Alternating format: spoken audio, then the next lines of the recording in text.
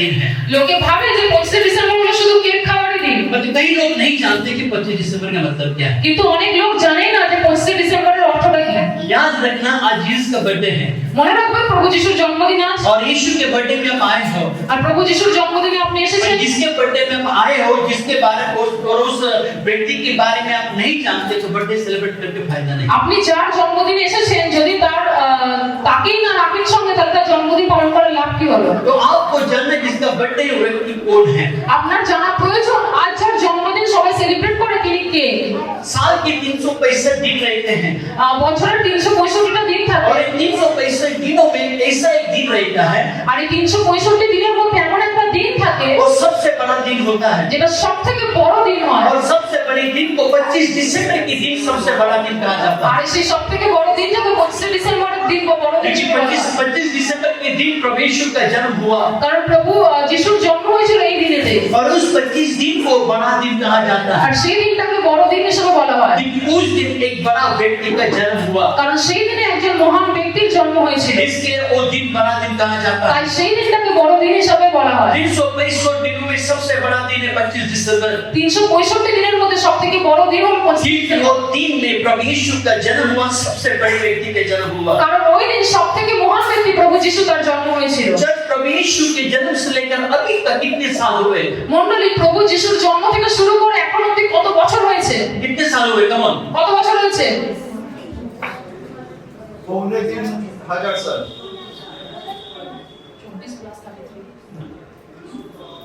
2024 साल पहले यीशु का जन्म हुआ।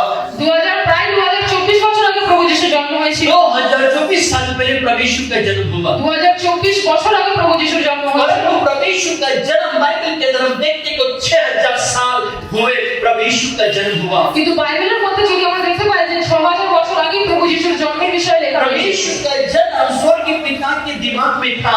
প্রভু যিশুর যে জন্ম সেটা স্বর্গীয় পিতার পরিকল্পনার মধ্যে ছিল। और मनुष्य की सृष्टि के पहले प्रभु यीशु का जन्म की योजना स्वर्गीय पिता ने की। আর মানুষকে সৃষ্টি করার আগে প্রভু যিশুর জন্মের বিষয়ে প্রভু যিশু ঈশ্বরের পরিকল্পনা ছিল। अगर हम देखें उत्पत्ति उसका 3 अध्याय उसका 15 वचन में, যদি আমরা দেখি আদি পুস্তক তার 3 অধ্যায় 15 পদ, আমি তোমার ও স্ত্রীলোকের মধ্যে এবং তোমার বংশ ও স্ত্রীলোকের মধ্যে দিয়ে আসা বংশ স্ত্রীলোকের মধ্যে দিয়ে আসা বংশের মধ্যে শত্রুতা সৃষ্টি করব। সেই বংশের একজন তোমার মাথা পিষে দেবে আর তুমি তার পায়ের গোড়ালিতে ছোবল মারবে। हालेलुया। हालेलुया। यहाँ पर परमेश्वर का वचन कहता है, এখানে প্রভু যিশুর বাক্য বলছে मैं स्त्री और सब के वंश के बीच में আমি স্ত্রীলোক এবং সাপের বংশের মধ্যে वो भेद उत्पन्न करूंगा। একটা বিভেদ তৈরি করব, एक शत्रुता उत्पन्न करूंगा। একটা শত্রুতা সৃষ্টি করব। इस वेस्ट बंगाल में कोलकाता में এই কলকাতা থেকে পশ্চিমবঙ্গের মধ্যে अगर सांप को मारना है যদি সাপকে মারতে হয় तो कहाँ पर मारते हैं? তাহলে কোথায় মারতে হয়? कहाँ पर? सर में। सेम थिंग इज महाराष्ट्र में। শুধু পশ্চিমবঙ্গ না, সব জায়গাতে একই বিষয়, মাথাতে সাপকে মারতে হয়। महाराष्ट्र में माथे के ऊपर मारते ताकि शैतान सॉरी सब खत्म हो जाए। মাথার উপর মারলে সাপ শেষ হয়ে যায়। और बाइबल में लिखा है कि स्त्री के वंश और सब के वंश के बीच में मैं भेद उत्पन्न करूंगा। আর এখানে বাইবেলে লেখা রয়েছে আমি স্ত্রীলোকের বংশের মধ্যে এবং সাপের বংশের মধ্যে একটা শত্রুতা সৃষ্টি করব। और स्त्री का वंश আর সেই স্ত্রীলোকের বংশ सांप के सिर को कुचल देगा। সাপের মস্তককে চূর্ণ করবে। किसका वंश? কার বংশ চূর্ণ করবে? किसका वंश? কার বংশ মাথা চূর্ণ করবে? किसका वंश सांप के सिर को कुचल देगा? কার বংশ সাপের মাথা চূর্ণ করবে? স্ত্রীলোকের বংশ। स्त्री का वंश। স্ত্রীলোকের বংশ। देखो अब यीशु का बर्थडे में यीशु के बारे में नहीं जानते। আপনি स्त्री के वंश का स्त्री का वंश একটা স্ত্রীলোকের सांप के বংশ सिर को कुचल देगा। স্ত্রীর বংশ সাপের মস্তককে চূর্ণ করবে। इस दुनिया में स्त्री का वंश चलता है या पुरुष का वंश चलता है? এবার আপনি বলুন এই দুনিয়ার মধ্যে স্ত্রীলোকের বংশ বৃদ্ধি হয় নাকি পুরুষের তরফ থেকে আসা বংশ বৃদ্ধি হয়? हाँ? Come on. স্ত্রীর হয় না পুরুষের হয়? স্ত্রীলোকের বংশ বৃদ্ধি হয় না পুরুষের হয়? যে इस संसार में इस भारत देश में या पूरे वर्ल्ड के अंदर स्त्री का वंश चलता है या फिर आदमी का वंश चलता है? পুরুষতান্ত্রিক না স্ত্রীতান্ত্রিক বলাটা ভুল, বলা ভালো কার বংশ চলে, স্ত্রীলোকের না পুরুষের, গোটা পৃথিবীর মধ্যে? Come on. বলুন पुरुष। পুরুষের বংশের বা বংশ চলে। मैंने मेरे बेटे को जन्म दिया तो उसका नाम है नेतन किशोर कुमरा। এনার যে ছেলে তার নাম নেথান কিশোর থোমরা, मेरा नाम आ जाता है। কারণ তার নামের পরে কিন্তু এনার নাম যোগ হয়েছে। पुरुष का वंश, परंतु बाइबल के अंदर পুরুষের বংশ চলে, কিন্তু বাইবেলের মধ্যে किसी पुरुष का वंश नहीं, কোন পুরুষের বংশ নয়, परंतु एक स्त्री का वंश বরং একজন স্ত্রীলোকের বংশ सांप के सिर को कुचल देगा। সাপের মস্তককে চূর্ণ করবে। सांप के सिर को मतलब शैतान के सिर को कुचल देगा। সাপের মস্তকের অর্থ হলো শয়তানের মস্তককে চূর্ণ করবে। और ये वचन परमेश्वर ने कब कहा? আর এই বাক্য ঈশ্বর কখন বলল? जिस दिन आदम और हवा ने पाप किया, যেদিন আদম আর হওয়া পাপ করেছিল, जिस दिन इस जगत में पाप की शुरुआत हुई, যেদিন এই জগতে পাপের শুরু হয়েছিল, जिस दिन इस जगत में पाप आया, যেদিন এই জগতের মধ্যে পাপ এসেছিল, जब पहले पुरुष आदम और हवा ने पाप किया যখন প্রথম পুরুষ আদম আর হওয়া পাপ করেছিল, और उनके पाप के द्वारा उनके आने वाली पीढ़ी पापी ठहरी गई, আর তার বংশের তরফ থেকে আসা যে বংশগুলো তারা পাপী বলে গণিত হয়েছিল। और एक मनुष्य के पाप के कारण पूरे संसार पापी ठहराए गए। একটা মানুষের পাপের কারণে পুরো মনুষ্য জাতি পাপ বলে গণিত হয়েছিল। हालेलुया। হালেলুয়া। तो जिस दिन पाप की शुरुआत हुई, তো যেই দিন পাপের সূত্রপাত হয়েছে, उसी दिन स्वर्ग के पिता के मन के अंदर एक उद्धारकर्ता का जन्म की योजना बनाई। সেই দিনই ঈশ্বরের মনের মধ্যে একটা উদ্ধারকর্তার জন্মের পরিকল্পনা হয়েছিল। क्या योजना बनाई? কি তিনি পরিকল্পনা स्त्री করেছিলেন? का वंश सांप के सिर को कुचल देगा। যে একজন স্ত্রীলোকের বংশ সাপের মস্তকে চূর্ণ करবে। इसलिए लूका उसका पहला तो उसका 26 वचन लिखा है। লূক তার 1 অধ্যায় 26 পদে লেখা রয়েছে, ইলিসাবেথ যখন 6 মাসের গর্ভবতী, তখন ঈশ্বর গালিল প্রদেশের নাসরত গ্রামের মরিয়ম নামে এক কুমারী মেয়ের কাছে গ্যাব্রিয়েল দূতকে পাঠালেন। রাজা দাউদের बस यहाँ पर लिखा है कि परमेश्वर ने एक स्वर्गदूत इसके घर में भेजा। এখানে লেখা রয়েছে ঈশ্বর একজন স্বর্গদূত কার ঘরে পাঠিয়েছিল? नासरत नगर के एक कुंवारी के घर में, किसके घर में भेजा? নাসরত ঘরের একজন কুমারীর গর্ভে। কার ঘরে পাঠিয়েছিল? কুমারীর ঘরে পাঠিয়েছিল। परमेश्वर ने अपने दूत को किसके घर में भेजा? ঈশ্বর তার দূতকে কার ঘরে পাঠিয়েছিল? ईश्वर ঈশ্বর তার দূতকে গ্যাব্রিয়েল দূতকে কার ঘরে পাঠিয়েছিল? कुंवारी। তাকে পাঠানো হয়েছিল। चर्च मुझे बताओ कुंवारी कितने साल की लड़की को कुंवारी कहा जाता है? এবার আপনি বলুন কত বছরের মেয়েদেরকে কুমারী বলা হয়? 12 साल की लड़की को कुंवारी कहा जाता 12 বছরের মেয়েকে কুমারী বলা হয়। है और 15 साल के ऊपर जाएगा तो जवान हो जाते हैं। আর 15 বছর উপর হলে তাকে কিশোরী বলা হয়। और स्वर्गीय पिता को इस संसार में यीशु को लाने के लिए कुंवारी लड़की का इस्तेमाल किया गया। আর স্বর্গীয় পিতা প্রভু যিশুকে এই পৃথিবীতে পাঠানোর জন্য একজন কুমারীকে ব্যবহার করেছিলেন। कुंवारी को अगर इंग्लिश में कहते तो उसको वर्जिन कहा जाता है। কুমারীকে যদি ইংরেজিতে বলা তাকে ভার্জিন বলা হয়। और वर्जिन का मतलब है আর ভার্জিন কথার অর্থ হলো प्योर होली, তিনি একদম पवित्र সে, जिससे किसी ने कभी पाप नहीं किया है। যে কখনো কোনো পাপ করেনি। किसी भी पुरुष के साथ कोई गलत संबंध नहीं रखा কোনো गया। পুরুষের সঙ্গে যে কোনোদিন কোনো খারাপ সম্বন্ধ जो করেনি, हर एक गंदगी से, हर बुराइयों से दूर है, যে প্রত্যেকটা খারাপ থেকে প্রত্যেকটা पाप থেকে দূরে থেকেছে। ऐसे कुंवारी लड़की का इस्तेमाल किया गया। বাইবেলে লেখা রয়েছে এরকম একজন কুমারীকে ব্যবহার করা হয়েছিল। यीशु को इस संसार में लाने के लिए परमेश्वर ने एक कुंवारी लड़की का इस्तेमाल किया गया। যিশুকে এই পৃথিবীতে নিয়ে আসার জন্য ঈশ্বর একজন কুমারীকে ব্যবহার করেছিলেন। ये कारण क्या है? তার কারণ কি ছিল? परमेश्वर इस संसार में आने के लिए एक साधन चाहिए था। কারণ প্রভু যিশুকে পৃথিবীতে নিয়ে আসার জন্য একটা মাধ্যম দরকার ছিল। परमेश्वर तो स्वर्ग फाड़ कर नहीं पैदा हो सकते हैं, এরকম তো হতে পারে না যে প্রভু যিশু স্বর্গ চিরে পৃথিবীতে চলে এলো, कोई जमीन से तो नहीं निकल सकते বা हैं। মাটি ফুঁড়ে তাকে নিয়ে আসা সম্ভব নয়। परंतु एक जन्म के लिए एक स्त्री का, उसने कुंवारी लड़की का इस्तेमाल किया गया। বরং জন্ম নেওয়ার জন্য একটা স্ত্রীলোকের প্রয়োজন, যে কারণে ঈশ্বর একজন কুমারীকে ব্যবহার করেছিলেন। हालेलुया। হালেলুয়া। जो कुंवारी लड़की जो थी उसका नाम मरियम था, যে কুমারীকে ঈশ্বর ব্যবহার করেছিলেন তার নাম মরিয়ম। और मरियम की बंदी यूसुफ के साथ हुई थी। আর মরিয়মের বাগদান যোসেফের সঙ্গে হয়েছিল। जो बाइबल कहती थी मत्ती उसका पहला तो उसका 18 वचन में, আর কিন্তু বাইবেলে লেখা রয়েছে মথি তার 1 অধ্যায় 18 পদে, যিশু খ্রিস্টের জন্ম এইভাবে হয়েছিল, যোসেফের সঙ্গে যিশুর মা মরিয়মের বিয়ে ঠিক হয়েছিল, কিন্তু তারা একসঙ্গে বসবাস করার আগেই পবিত্র আত্মার শক্তিতে মরিয়মের গর্ভবতী হয়েছিলেন। यहाँ पर देखते कि मरियम की बंदी यूसुफ के साथ हुई थी, এখানে আমরা দেখতে পাই যে মরিয়মের বিয়ে ঠিক হয়েছিল যোসেফের সঙ্গে, परंतु मरियम और यूसुफ का शारीरिक संबंध होने से पहले কিন্তু মরিয়ম আর যোসেফের শারীরিক কোনো সম্পর্ক হওয়ার আগেই मरियम पवित्र आत्मा के द्वारा परमेश्वर के सामर्थ के द्वारा वो गर्भवती हुई। মরিয়ম পবিত্র আত্মার শক্তিতে গর্ভবতী হয়েছিলেন। हालेलुया। হালেলুয়া। इसका मतलब परमेश्वर ने जब मरियम के पेट में जब गर्भ धारण किया এর অর্থ মরিয়মের গর্ভে যখন প্রভু যিশু জন্ম নিয়েছিলেন तो उसके अंदर किसी भी यूसुफ का डीएनए नहीं था। তার মধ্যে যোসেফের কোনো বংশের কোনো চিহ্ন ছিল না। किसी भी यूसुफ का कोई भी संबंध यीशु के साथ नहीं था। যোসেফের কোনো সম্বন্ধই প্রভু যিশুর সঙ্গে ছিল না। हालेलुया। হালেলুয়া। याद रखना जब एक बच्चा मां के पेट में होता है মনে রাখবেন একটা সন্তান যখন মায়ের গর্ভে থাকে तो उसका बच्चे का संबंध मां के साथ कैसे जुड़ा रहता है? সেই বাচ্চার সম্বন্ধ মায়ের সঙ্গে কিভাবে জুড়ে থাকে? कैसे जुड़ा रहता है? কিভাবে জুড়ে থাকে? नाभि के द्वारा। নারীর সঙ্গে।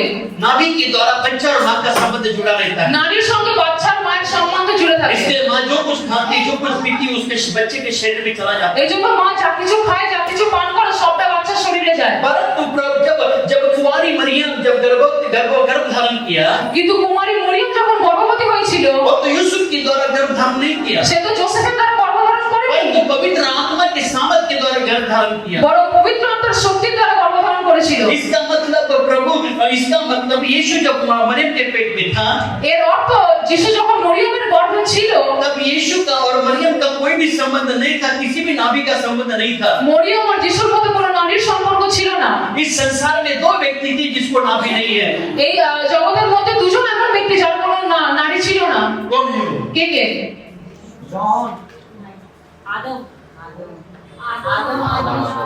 आदम और यीशु। আদম আর প্রভু যিশু। दो व्यक्ति जिसको नाभि नहीं, जिसको आदम और यीशु। দুজন ব্যক্তি যার কোনো নারী ছিল না, এক হচ্ছে আদম আর এক প্রভু যিশু। हालेलुया। हालेलुया। हालेलुया। हालेलुया। अभी यीशु का जन्म एक कुंवारी स्त्री कुंवारी लड़की के द्वारा हुआ। এখন প্রভু যিশুর জন্ম একজন কুমারী নারীর দ্বারা হয়েছিল। क्यों यीशु ने कुंवारी लड़की को इस्तेमाल किया? কেন ঈশ্বর কুমারীকে ব্যবহার করেছিলেন?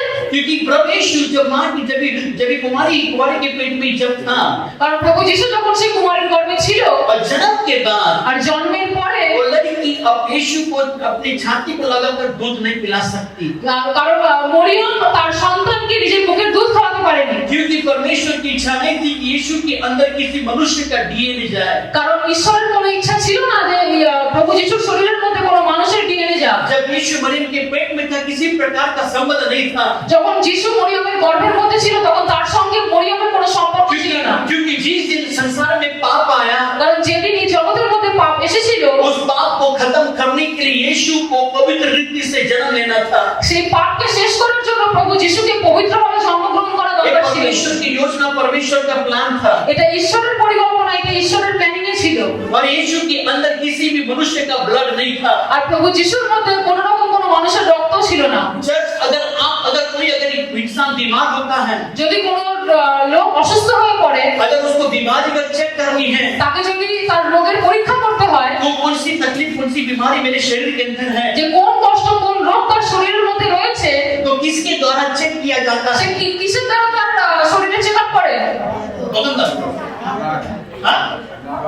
ब्लड।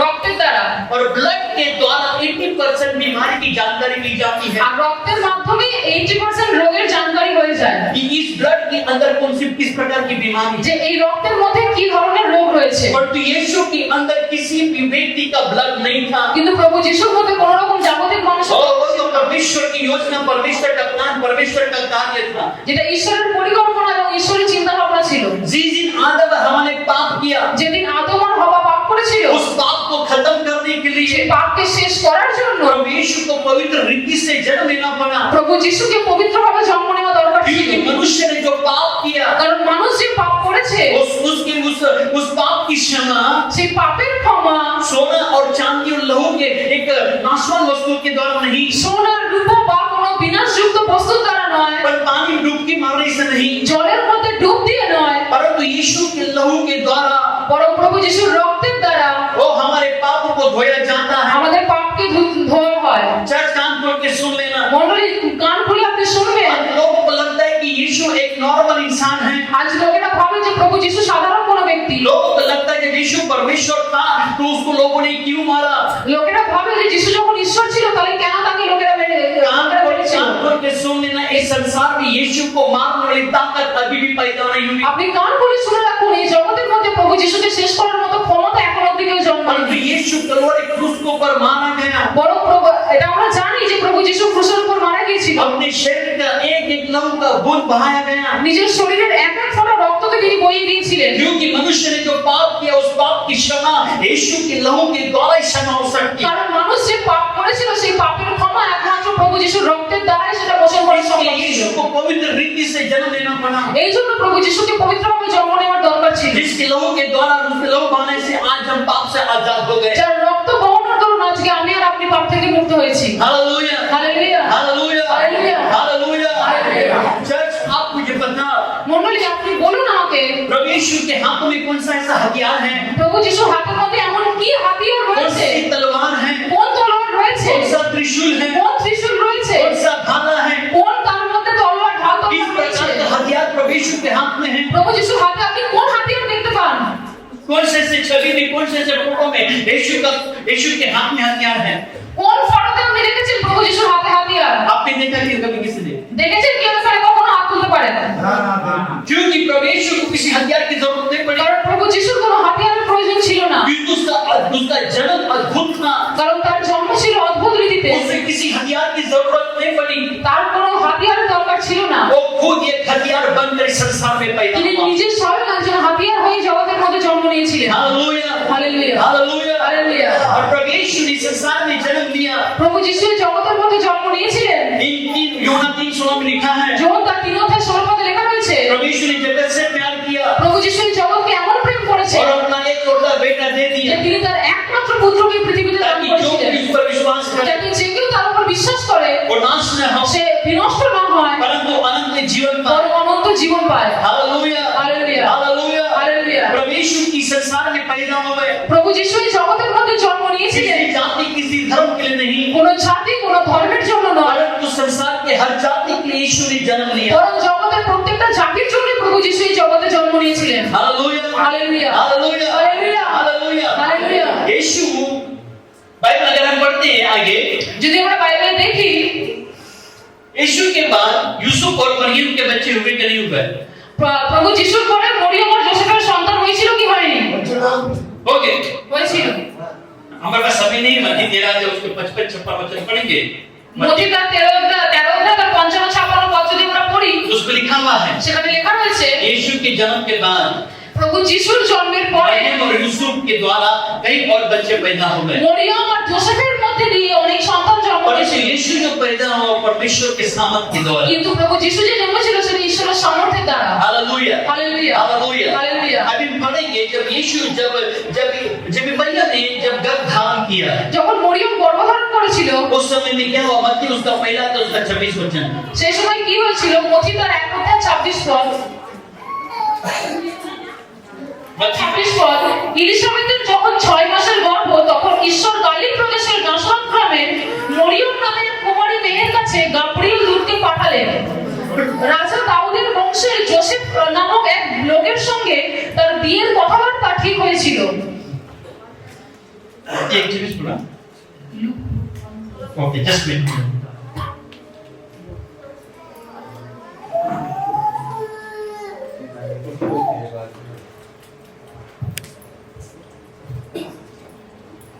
मत्ती उसका पहला है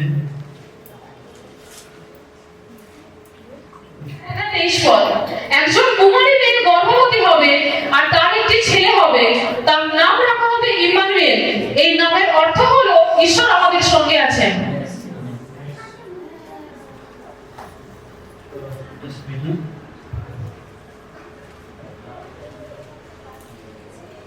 গর্ভবতী হবে আর তোমার একটি ছেলে হবে, তুমি তার নাম যিশু রাখবে। ओके, जब जब सोमवती मरियम को दर्शन दिया যখন স্বর্গদূত মরিয়মকে দর্শন দিয়েছিল और मरियम को कहा कि तू गर्भवती होगी আর মরিয়মকে बलेছিল যে তুমি गर्भवती হবে और तुझे पुत्र जन्म আর देगी, তুমি একটা পুত্র সন্তান জন্ম দেবে, और उस पुत्र का नाम क्या रखना? আর সেই ছেলের নাম কি রাখবে? कम ऑन, বলুন। उस पुत्र का नाम रखना यीशु। সেই ছেলের नाम তুমি যিশু রাখবে। अब यहाँ पढ़ते हुए बाइबल थोड़ी आप पढ़ते। আপনি বাইবেল ছেড়ে এখন এদিকে দেখুন। जब परमेश्वर ने जब मरियम को दर्शन देकर कहा যখন ঈশ্বর মরিয়মকে দর্শন দিয়ে বলেছিল तुझे पुत्र होगा যে তোমার একজন পুত্র সন্তান হবে, और पुत्र का नाम क्या रखना? আর তুমি সেই ছেলের নাম কি রাখবে? तो यीशु का नाम किसने रखा? তাহলে যিশুর নামটা কে ঠিক করে দিয়েছিল? किसने रखा? माँ बाप ने रखा। তার মা বাবা রাখেনি। जब मेरी वाइफ प्रेग्नेंट थी, যখন এনার স্ত্রী প্রেগন্যান্ট ছিল मैं बाइबल पढ़ रहा था, তখন ইনি বাইবেল পড়ছিলেন। मैं मोजेस का स्टोरी पढ़ रहा था। তিনি মোশের গল্প পড়ছিলেন। तो मोजेस के बीवी का नाम था सिपोरा, মোশের যে স্ত্রী ছিল তার নাম ছিল সিপোরা। और सिपोरा का मतलब है स्वीट सिंगर, আর সিপোরা কথার অর্থ হলো মিষ্টি গায়ক অথবা গায়িকা। सुंदर गायिका। तो मैं प्रभु से प्रार्थना किया, प्रभु अगर मुझे लड़की हुई तो नाम रखूंगा सिपोरा। তখন ইনি প্রভুর কাছে প্রার্থনা করেছিলেন যে আমার যদি মেয়ে হয় তাহলে আমি তার নাম রাখবো সিপোরা। लड़की के बारे में नहीं सोचा, আর ছেলের বিষয়ে ভাবেননি, मतलब परमेश्वर लड़का दिया। কিন্তু प्रभु যিশু ছেলেই দিয়েছেন। मतलब यहाँ पर डिक्लेयर मरियम को कहा था, কিন্তু এখানে ডিরেক্ট মরিয়মকে এটাই বলা হয়েছিল पुत्र जन्म की তুমি একটা পুত্র সন্তান জন্ম उसका नाम দেবে यीशु रखना। আর তুমি তার নাম যিশু जब রাখবে। घर में कोई बच्चा या बेटी जब पैदा होती है, যখন ঘরের মধ্যে কোনো ছেলে অথবা কোনো মেয়ে জন্মগ্রহণ করে माँ बाप बच्चे का नाम रखने के लिए कुंडली ढूंढते हैं, মা বাবা তার ছেলে মেয়ের নাম রাখার জন্য কুষ্টি অথবা কুণ্ডলী ঘাটে। है ना? महाराष्ट्र में बेची মহারাষ্ট্রে হয় तो कुंडली ढूंढते हैं, কুণ্ডলী ঘাটে তারা बच्चे का नाम कौन से अक्षर पर रखना है। বাচ্চার नाम কি অক্ষর দিয়ে রাখা হবে? एक और एप्पल है, B for ball. A for apple B for ball. तो कुंडली ढूंढते हैं। তারা তখন কুষ্টি দেখে। क्यों कुंडली ढूंढते हैं? কেন দেখে? ताकि बच्चे को जवानी में कोई प्रॉब्लम ना हो, যাতে বাচ্চা তার যৌবন বয়সে গিয়ে কোনো बचपन সমস্যায় में পড়ে, प्रॉब्लम ना हो, जवानी में प्रॉब्लम ना हो, बुढ़ापे में प्रॉब्लम ना हो। যাতে ছোট বয়সে মাঝারি বয়সে কিংবা বৃদ্ধ বয়সে তার কোনো कौन সমস্যা सा না হয়। बच्चे को कौन सा नाम रखने से उसका भविष्य अच्छा होगा, বাচ্চার কি নাম রাখলে তার ভবিষ্যৎ ভালো হবে, नहीं तो कौन सी राशि या कौन सा धूमकेतु उसके ऊपर बैठ जाएगा, নালে কোন রাশি কোন ধূমকেতু তার উপর এসে বসে যাবে, कौन सा शनि उसके ऊपर बैठेगा पता কোন- नहीं। কোন শনি না জানি তার উপর এসে बसे যাবে। इसलिए बच्चे का नाम रखने के लिए ज्योतिषी के पास जाते हैं। এই জন্য অনেক বাবা মা তার ছেলেমেয়ের নাম রাখার জন্য জ্যোতিষীর কাছে যায়। और जब यीशु का जन्म हुआ तब उसका नाम किसने रखा? परमेश्वर ने। কিন্তু যখন যিশু জন্ম হয় তখন তার নাম রেখেছিলেন ঈশ্বর। उसका नाम यीशु रखना, তার नाम রাখবে যিশু। क्यों यीशु रखना? কেন যিশু রাখবে? क्योंकि यीशु का मतलब है उद्धार करता, কারণ যিশু কথার অর্থ হলো উদ্ধারকর্তা, मुक्तिदाता। মুক্তিদাতা। इस संसार में यीशु पैदा हुआ, এই জগতের মধ্যে প্রভু যিশু জন্ম इसका নিয়েছিলেন। मतलब इस संसार में मुक्तिदाता उद्धार करता बोल के पैदा हुआ। তার অর্থ এই জগতে তিনি মুক্তিদাতা উদ্ধারকর্তা বলে জন্ম নিয়েছিলেন। Hallelujah, hallelujah, hallelujah. हालेलुया। और बाइबल में पढ़ेंगे अगर फिलिप्पियों उसका दूसरा अध्याय उसका 9 और 10 वचन अगर हम पढ़ते हैं, বাইবেলে যদি ফিলিপিও তার 2 অধ্যায় 9 আর 10 পদ আমরা পড়ি, लिखा है कि उसको वो नाम दिया गया যে লেখা রয়েছে এখানে তাকে সেই নাম দেওয়া হয়েছে जो सर्वश्रेष्ठ नाम। যে নাম সর্বশ্রেষ্ঠ। पढ़ो, पढ़ो। আর ফিলিপিও তার 2 অধ্যায় 9 পদ, ঈশ্বর এই জন্যই তাকে সবচেয়ে উঁচুতে ওঠালেন এবং এমন একটা নাম দিলেন যা সব নামের চেয়ে শ্রেষ্ঠ, যেন স্বর্গে, পৃথিবীতে এবং পৃথিবীর গভীরে যারা আছে তারা প্রত্যেকেই যিশুর সামনে হাঁটু পাতে।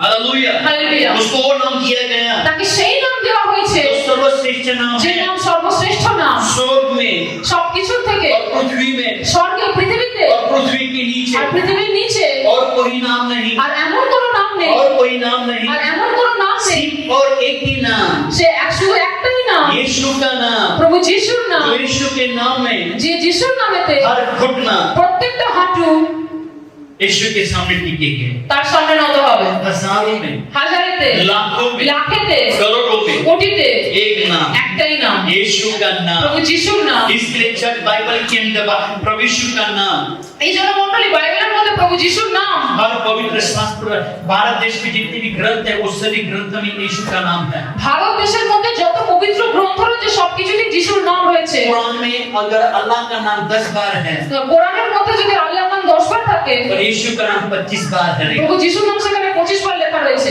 वेद जैसी किताबों में पढ़ो, বেদ, গীতা, আপনি এই ধরনের যদি বই পড়েন, यीशु का नाम सर्वश्रेष्ठ नाम প্রভু है। যিশুর নামের বিষয় সেখানে লেখা রয়েছে, उसका नाम अद्भुत है। কারণ তার নাম হলো অদ্ভুত। ओके, लास्ट पैराग्राफ में हम जाएंगे। जब यीशु का जन्म हुआ যখন প্রভু যিশুর জন্ম হলো तो उसको 3 व्यक्ति मिलने के लिए आए, 4 व्यक्ति मिलने के लिए, 3 थे राजा और दूसरे थे चरवाहा। তার সঙ্গে দেখা করতে 4 জন ব্যক্তি এসেছিল, রাজা আর মেষপালক। आज मॉर्निंग में मेरे वाइफ का मैसेज सुन रहा था मैं, আজ সকালে ইনি ওনার স্ত্রীর বাক্য শুনছিলেন। जो 20 लास्ट संडे उसने पिच किया, यूट्यूब पे छोड़ा है उन्होंने। গত সপ্তাহে ইনি যেটা বলতে প্রচার করেছেন তিনি ছেড়েছিলেন ইউটিউবে। मैं ये कभी सुनता नहीं, ইনি কখনো শোনেন না, मैं सुनने का मतलब कि मुझे पता हो क्या पिच करती है, কারণ ইনি জানেন যে এনার স্ত্রী কি প্রচার করবে। बट आज मैं उसका पूरा मैसेज पूरा पूरा मैसेज मैंने यूट्यूब में सुना। কিন্তু আজ তিনি শুনছিলেন সকালে তার পুরো প্রচারটা। मैंने मैसेज किया, मैंने कॉल किया, मैसेज बहुत अच्छा लगा। তো ইনি শুনে ফোন করে বলেছেন যে তোমার প্রচার খুব ভালো ছিল। उसमें चरवाह के बारे में एक्सप्लेन किया। তার সেখানে মেষপালকের বিষয়ে লেখা রয়েছে। तो यहाँ पर मैं 3 राजाओं के बारे में प्रचार करने वाला हूँ। এখানে ইনি এখন তিনজন রাজার বিষয়ে প্রচার করতে চলেছেন। जो 3 राजा यीशु को मिलने के लिए आए थे, যে তিনজন রাজা প্রভু যিশুর সঙ্গে দেখা করতে আসছিলেন, यीशु के लिए गिफ्ट लेके आए थे। তারা প্রভু যিশুর জন্য গিফট নিয়ে এসেছিল। आए ना? হ্যাঁ কি না? तो क्या गिफ्ट लेके आए थे? তিনি তারা কি গিফট নিয়ে এসেছিলেন? सोना चांदी सोना, दूसरा সোনা, सुगंधी सोना, लोबान, लोबान को क्या बोला है? স্বর্ণ কুন্দুরু গন্ধরস। वही लोबान बोला। স্বর্ণ কুন্দুরু আর গন্ধরস বাইবেলে যদি পড়েন एक है गंधरस। 3 নম্বর গন্ধরস। अगर किसी का बर्थडे हो या किसी का शादी का सालगिरह हो तो आप क्या गिफ्ट लेके जाओगे? যদি কারো জন্মদিন হয় বা কারো বিবাহ বার্ষিকী হয় আপনি কি গিফট নিয়ে যান? आप उम्र के हिसाब से लेके जाओगे। আপনি তার বয়স অনুযায়ী গিফট নিয়ে যান। अगर किसी का बच्चे का जन्मदिन है যদি কোনো বাচ্চার জন্মদিন থাকে तो आप कोई टॉय लेके जाओगे আপনি একটা খেলনা নিয়ে যাবেন, या उसके हिसाब से उसके कपड़े लेके जाओगे, বা তার বয়স অনুযায়ী আপনি তার জন্য জামা কাপড় নিয়ে या যাবেন। शादी का सालगिरह है বা যদি বিবাহ বার্ষিকী হয় तो हस्बैंड वाइफ को क्या गिफ्ट करोगे? তাহলে আপনি সেই সমাজকে কি গিফট করবেন? आप सोच के जाओगे। আপনি ভেবে চিন্তে যাবেন। परंतु जब यीशु का जब जन्मदिन हुआ, কিন্তু প্রভু যিশুর যখন জন্ম হয়েছিল 3 राजा गिफ्ट लेके आए। তিনজন রাজা পুরো উপহার নিয়ে এসেছিলেন। फर्स्ट राजा ने उसको दिया गोल्ड। প্রথম রাজা তাকে দিয়েছিল স্বর্ণ উপহার। हालेलुया। और बाइबल के अंदर गोल्ड का मतलब है ईश्वर का प्रतीक। আর বাইবেলের মধ্যে সোনার অর্থ হলো ঈশ্বরের প্রতীক। इसका मतलब कि बच्चा बच्चा नहीं, ईश्वर है, परमेश्वर है, राजाओं का राजा है। এই তার অর্থ বাইবেলের মধ্যে যে এই বাচ্চা কোনো সাধারণ বাচ্চা নয়, তিনি রাজাদের রাজা। फिर एक राजा ने दिया लोबान। তারপরে একজন राजा দিয়েছিল কুন্দুরু। लोबान को क्या किया जाता है पता है? लोबान को क्या कहते हैं? पता है आपको? लोबान जलाने से खुशबू आ जाती है, धुआं आता है उसको। কর্পূর যেটা বলে। कपूर नहीं, कपूर जो आग बुझे, कपूर नहीं, लोबान। ओ मुस्लिम लोग तो আগুন নয়, ধূপের মতো কিছু থাকে যেটা জ্বালালে সুন্দর সুগন্ধি আসে। लोबान जिसको जलाने से खुशबू आती, धुआं तो खुशबू যেটা आती। জ্বালালে সুন্দর সুগন্ধি ধোঁয়া আসে। लोबान का मतलब है शुद्धता, पवित्रता। আর সেই কুন্দুরুর অর্থ হলো শুদ্ধতা, পবিত্রতা। और यीशु इस संसार में शुद्ध और पवित्र होकर जन्म लिया। প্রভু যিশু এই জগতের মধ্যে শুদ্ধ আর পবিত্র হয়ে জন্ম নিয়েছিলেন। Hallelujah, hallelujah. हालेलुया। और उसके बाद लिखी गंधरस, আর তারপরে লেখা হয়েছে গন্ধরস। सुगंध से। गंधरस का मतलब क्या है? গন্ধরসের অর্থ কি?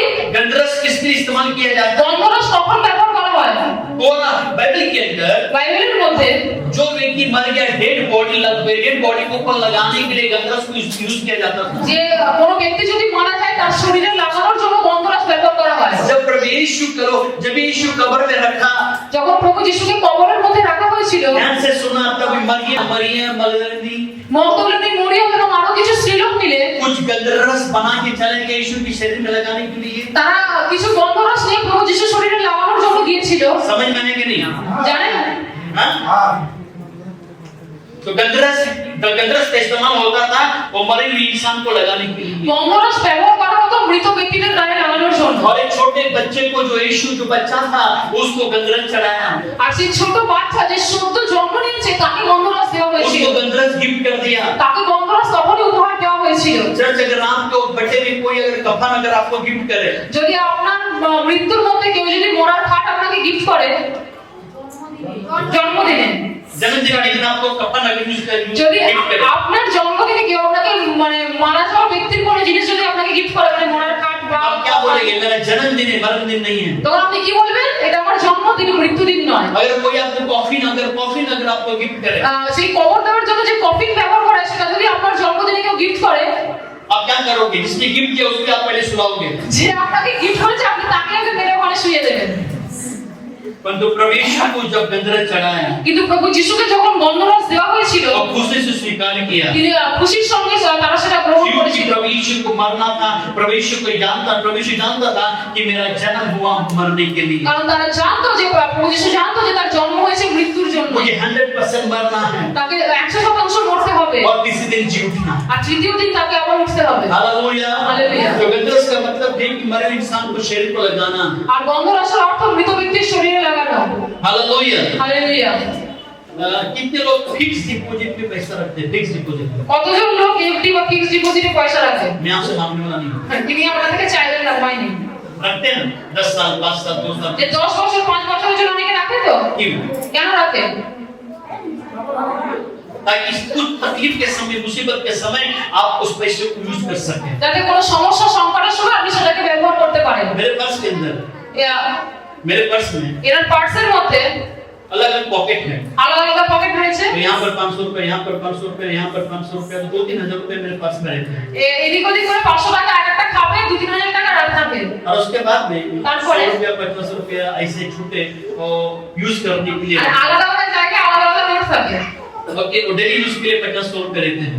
তারপরে এটা নিত্যদিনের ব্যবহারের জন্য। पर जब खत्म होने के बाद কিন্তু যখন শেষ হয়ে যায়, जब मुझे जरूरत पड़ती है যখন এর প্রয়োজন পড়ে, तब मैं उसको निकालता हूँ। তারপর সেই নোটগুলোকে বার उसके করে। पहले में निकलता नहीं। তার আগে বার করে না। ऐसे स्वर्ग पिता ने ऐसे ही किया। সেরকমই স্বর্গীয় पिता করেছিল। यीशु को फिक्स डिपॉजिट में रखा था। প্রভু যিশুকে ফিক্সড ডিপোজিটে রাখা হয়েছিল। बोलो कि उसका पहले अध्याय में हमने पढ़ा कि जब तीसरा अध्याय में पढ़ा कि जब स्त्री की संतान और सर्प की संतान के बीच में मैं बैर उत्पन्न करूंगा। আমরা আদি পুস্তকে পড়লাম, সেখানে লেখা রয়েছে যে স্ত্রীলোকের বংশ এবং সাপের বংশের মধ্যে একটা শত্রুতা সৃষ্টি করব। और स्त्री की संतान सर्प के सिर को कुचल देगी। আর সেই স্ত্রীলোকের বংশ সাপের মস্তককে চূর্ণ করবে। और जब समय पूरा हुआ আর যখন সেই সময় পূর্ণ হলো, और 2000 साल 2024 साल पहले प्रभु यीशु को स्वर्ग पिता ने यीशु को फिक्स डिपॉजिट में निकाल कर संसार में भेज दिया। আর 2024 বছর আগে ঈশ্বর সেই প্রভু যিশুকে ফিক্সড ডিপোজিট থেকে ভেঙে তাকে পৃথিবীতে পাঠালেন, ताकि मैं और आप उद्धार पाए। যাতে আমি আর আপনি উদ্ধার পাই।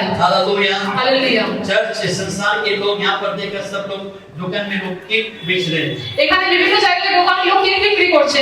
केक किसके नाम से खा रहे पता नहीं। কার নামে কেক খাচ্ছে জানি না, और जिस संसार में आज जिस यीशु पैदा हुआ, কিন্তু জগতের মধ্যে যিশু যে আজকে জন্মেছিল, जिसने मेरे लिए दुख तकलीफ और मोड़ की मार खाई। যে আমার এবং আপনার জন্য দুঃখ কষ্ট এবং চাবুকের আঘাত পেয়েছে। हालेलुया।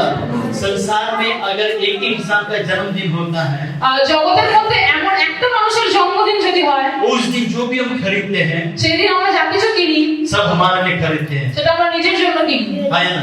হ্যাঁ কি না? कपड़े नए किसने खरीदे? নতুন নতুন কাপড় আপনি আজকের দিনে কিসের জন্য কিনেছেন? यीशु के लिए, आपके लिए। প্রভু যিশুর জন্য না, নিজের জন্য। मैं नया बॉडी এই নতুন বই লাগিয়েছে, और पैंट में নতুন জামা প্যান্ট 2 महीना पहले खरीदा। 2 মাস आगे কিনেছেন। यीशु के लिए, প্রভু যিশুর জন্য নয়, কিন্তু मेरे लिए। নিজের জন্য। इस संसार में यीशु कुछ लेने के लिए नहीं आया। কারণ এই জগতের মধ্যে প্রভু যিশু কিছু নিতে আসেন। प्रभु यीशु संसार में अपने सबको खुशी शांति आनंद और अनंत के जीवन देने के लिए आया। বরং প্রভু যিশু এই জগতের মধ্যে সকলকে খুশি আনন্দ শান্তি এবং অনন্ত জীবন দেওয়ার জন্য এসেছিলেন। हालेलुया। संसार के लोग कहते हैं कि सत्य को ढूंढो, আর জগতের লোক বলে যে আপনি সত্যকে খুঁজুন, सत्य के पीछे चलो, সত্যের পিছন পিছন চলুন, सत्य के अनुसार चलो। সত্যকে অনুসরণ করে চলুন। तो बाइबल कहती है, কিন্তু বাইবেলে লেখা রয়েছে, प्रभु यीशु कहता है, প্রভু যিশু বলে, मैं ही मार्ग सत्य और जीवन हूं। আমি হলাম পথ সত্য এবং জীবন। हालेलुया। हालेलुया। हालेलुया। ये कितना भाग्य कि यीशु आज संसार में पैदा हुआ। এটা কত সৌভাগ্যের বিষয় আমাদের কাছে যে প্রভু যিশু জন্মগ্রহণ করেছিলেন। Praise the Lord. Hallelujah.